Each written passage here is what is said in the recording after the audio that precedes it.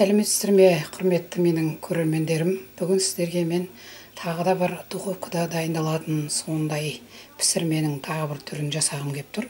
Бұл жолы тауықтың етін қосқым келіп тұр. Тауықтың сүйексіз етімен қамыр қосып арасына жасап жатырмын. Қамырды жақсы көретін азаматтарыңызға өте керемет тағам.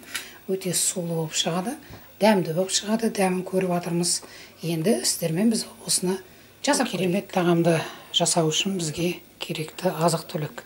Біз тауықтың сүйексіз етін алдық, бір 700 грамдай. Картоп алдық, картопты әдемілеп астына турап салуымыз керек. 2 сәбіз алдық, сәбіз бен мына пиязды күштен өткізіп, әдемілеп қуырып алуымыз керек.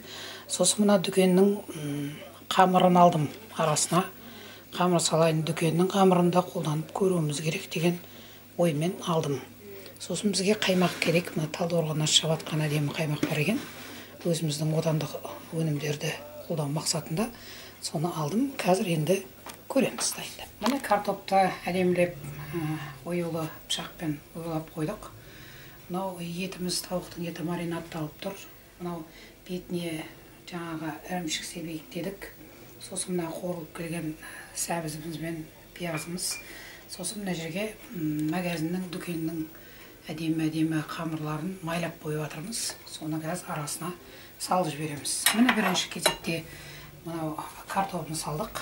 Енді картопының бетіне сәбізін салып жіберуіміз керек. Себебі картоптың бетіне де бұрышын, тұзын салдық. Енді осы ортада бұл тағам өте дәмді тағам болу керек. Көбінесе дәрігерлер де айтып жатыр, ненің етін жей бермей, ақ етті де жеңіздер деп. Белое мясо деп орысша айтқанда. Ол ақ етіңіз жаңа осы тауықтың еті екен. Қарап тұрсаңыз. Міне енді осы ортада мына әдемі қамырымыз салайық. Себебі қамырымыз ана еттің несін әдемілеп бойына сіңіріп тұру керек. Сондықтан бірінші қамырын салып көрейік. Қанша қамыры кетеді екен. Әдемілеп майладық бұны. Майлап тұрсақ та майдың үстіне барып жатыр. Ештеңе істе жоқ. Міне.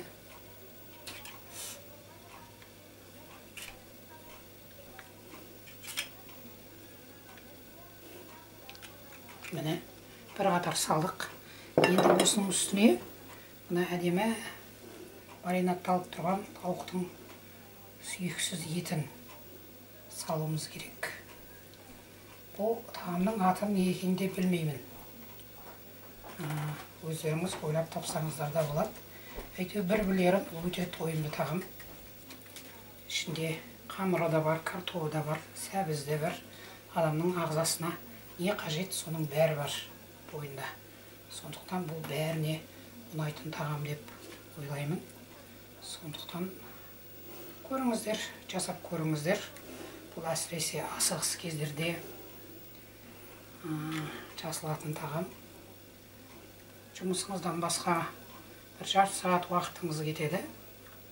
Қалған басқа ешқандай кетпейді уақытыңыз. Енді осының үстіне картопты тағы бір қатар салып шығамыз. Әдемілеп.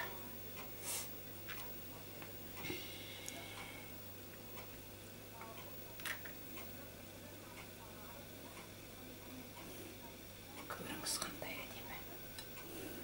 Көкшөп салайын десем, көкшөп болмай қалды. Оған барып жүгіріп алып келе қояйын десем, қазір карантиннің кезі болды. Үйде отырыңдар деп атқан соң, көкшөпке бола көшеге шықпай ақ қояйын деп, сөйтіп үйде отырмын. Көкшөпсіз ақ әдемі тағам болайын деп тұр. Картоптың ішіне тұзын, бұрышын, қызыл бұрышын да салдық әдемі. Соның үстіне жаңағы талдықорғанның қаймағын әдемілеп қойдық. Бұл құрғақ болып қалады деп ойламаңыздар. Астында еті де сулы, оның астында қуырылған сәбіз де сулы. Сондықтан бұл құрғақ болатын тағам емес. Енді бетіне әдемілеп ірімшікті сеуіп жіберейік. Бұл ортада духовкаңыз қызып тұру керек. Духовкаңызда бір жарты сағат тұрады. Сосын керемет тағам болады.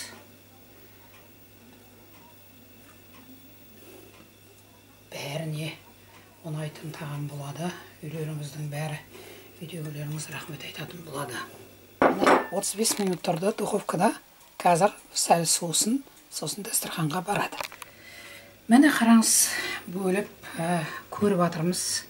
Дәмін де көріп жатырмыз. Міне дәмі керемет болған. Міне қараңыз, бетіндегі картобы. Онан кейін қамыры, мынау еті. Қамыры да керемет болған, қараңыз. Өте сулы болған, құрғақ емес. Сондай тамаша керемет болған. Міне осы тағамды да жасап көріңіздер. Астына жаңағыдай қамырын қосып жіберіп, қамыр жақсы көретін адамдарға өте, ер азаматтарымызға өте жақсы тағам. Ұнаса лайк, комментарий жазыңыздар. Сол комментарийларыңыздың бәрін мені көріп жүрем. Сондай рахмет менің каналымды қолдап, қуаттап жүргендеріңізге. Астарыңыз дәмді болсын.